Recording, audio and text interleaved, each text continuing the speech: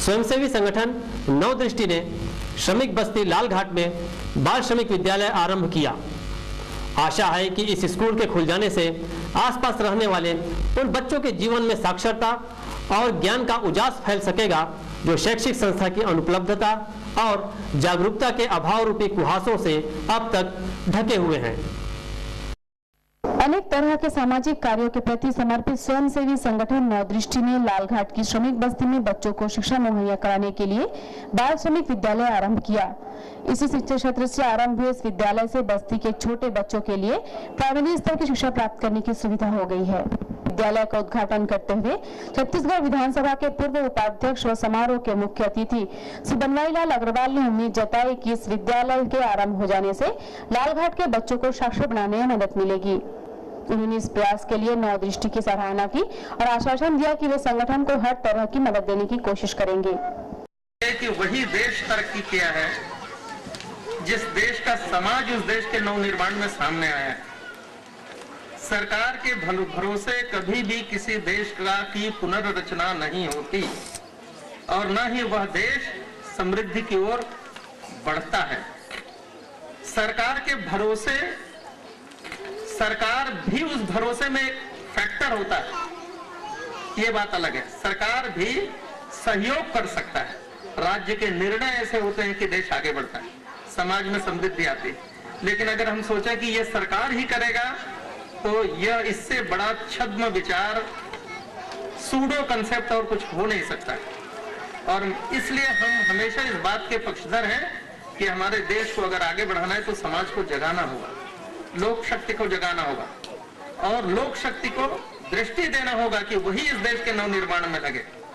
अब जिस समस्या को सामने रख करके वो लोग और काम करने का संकल्प लिए हैं, ये तो एक समस्या है, बाल श्रमिकों की शिक्षा। ये बात भी सच है कि वास्तव में हमारे देश के मैन पावर को समस्या के रूप में नहीं देखा जाना चाहिए। ये भी एक बहुत बड़ा डिबेट का विषय है कि वास्तव में, और इस दिशा में ये एनजीओ काम करने के लिए उद्यत हुई है। मैं उनको बहुत बहुत शुभकामनाएं देता हूं और सब क्षेत्र के लोगों से अपील करूंगा कि इन बच्चों को आशीर्वाद दें, इस संस्था को आशीर्वाद दें ताकि अपने उद्देश्य को और सफल करने में महती भूमिका निभा सके और इस कार्य को आगे बढ़ा सके। ऐसे अवसर पर मुझे भी इन लोगों ने याद किया, कहा कि आप जरूर आइए, तो मुझे अच्छा लगा था उस समय, लेकिन यहाँ आकर के जो देख रहा हूँ और अच्छा लग रहा है और मैं ईश्वर से प्रार्थना करूंगा कि भविष्य में और ज्यादा अच्छा लगे, हम सब मिलकर के इनको संवारें। बहुत बहुत धन्यवाद, नमस्कार। जिला पंचायत समिति के मुख्य कार्यकारी अधिकारी श्री धनेंद्र देवांगन ने कहा कि यह स्कूल इस क्षेत्र में साक्षरता फैलाने में सराहनीय योगदान निभाएगा। निश्चित रूप से उन्होंने जो एक लक्ष्य रखा है उसकी पूर्ति होगी। जहां तक व्यवहारिक कठिनाइयों का प्रश्न है उसका भी समाधान निकलते जाता है। जब पुनित लक्ष्य में समर्पित होकर कोई प्रयास करते हैं तो विश्वास रखिए ईश्वर भी उनके। इसलिए मैं नवदृष्टि के सभी सम्माननीय बंधुगण से ये निवेदन करूंगा, कोई भी सहयोग की आवश्यकता पड़े वे निसंकोच होकर हम सभी को ताकीद कर सकते हैं। हम सभी से अपेक्षा कर सकते हैं कि हम ये कठिनाई जा रही है, हमें ये बाधा आ रही है, निश्चित रूप से उसका समाधान करने का हम सभी प्रयास करेंगे। एक बहुत ही पुनीत कार्य उनके द्वारा। कोरबा नगर निगम के आयुक्त जितेंद्र शुक्ला ने कहा कि आने वाले समय में नवदृष्टि को अनेक चुनौतियों का सामना करना पड़ सकता है, परंतु घबराए बिना अगर उसके कार्यकर्ता काम करते रहे तो हर समस्या का निवारण। इस संस्थान को अच्छे से चलाने का जो दायित्व और जो संकल्प आपने लिया है उसे निश्चय ही आप पूरा करेंगे। हमारी ये भावना है, हमारा ये विश्वास है और यही अपेक्षा है।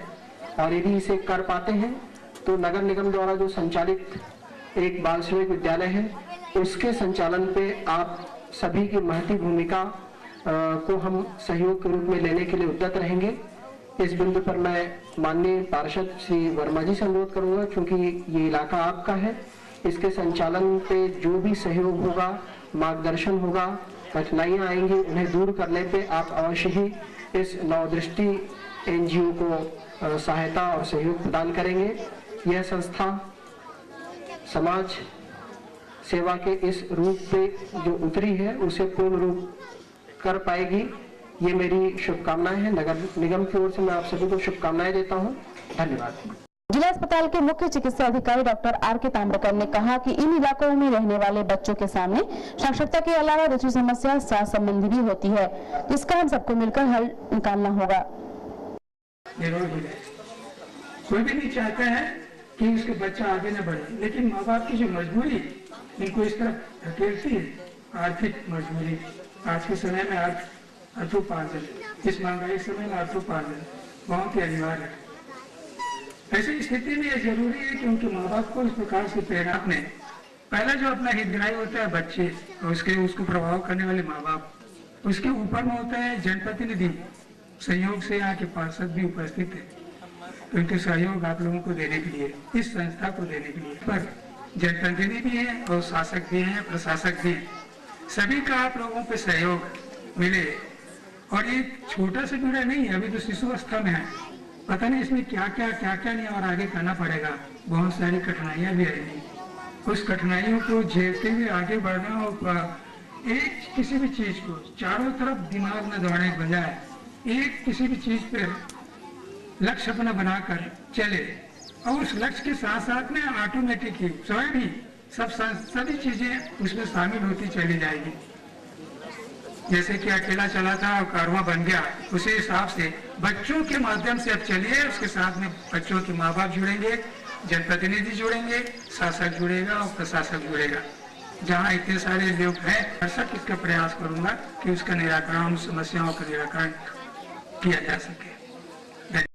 लालघाट वार्ड क्रमांक 31 के पार्षद चंद्र कुमार वर्मा ने प्रसन्नता जाहिर की कि उनके क्षेत्र में बाल श्रमिक स्कूल खोला गया है। क्षेत्र के लिए उन्होंने इसे अत्यंत उपयोगी बताया।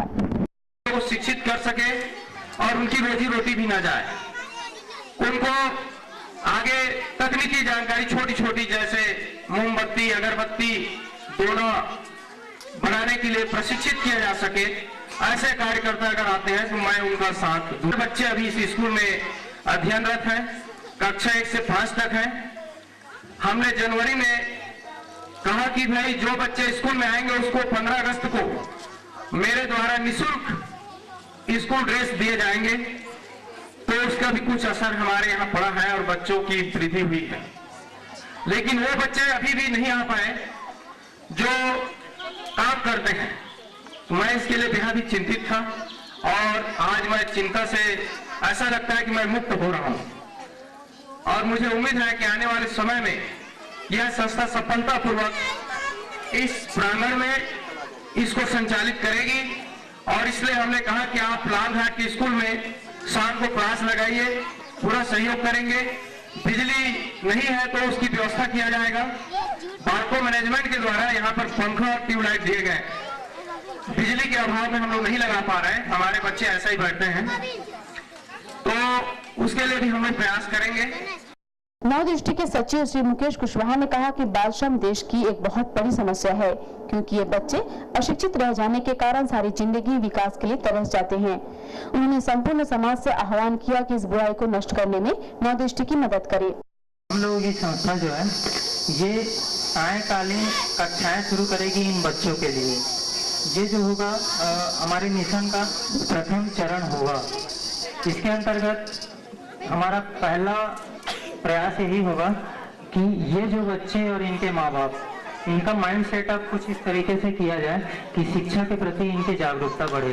तो शुरू के 1 या 2 माह जो है हम इसी में बिताएंगे इन बच्चों के साथ कि पढ़ाई के प्रति, उस पढ़ाई का महत्व इनके माँ बाप को और इन बच्चों को हम पहुँचा सके, ये हमारा प्रयास रहेगा। और बनाना, बुक बाइंडिंग, अगरबत्ती बनाना, कलर मोमबत्ती बनाना, इन सब चीज़ों का प्रशिक्षण दिया जाएगा। ये लगभग अपने स्कूल का 70% हिस्सा जो है वो पढ़ाई में व्यतीत करेंगे, बाकी का जो हिस्सा है वो व्यावसायिक पाठ्यक्रम। कार्यक्रम का संचालन साजिद खान ने किया, आभार जितेंद्र त्रिपाठी ने जताया।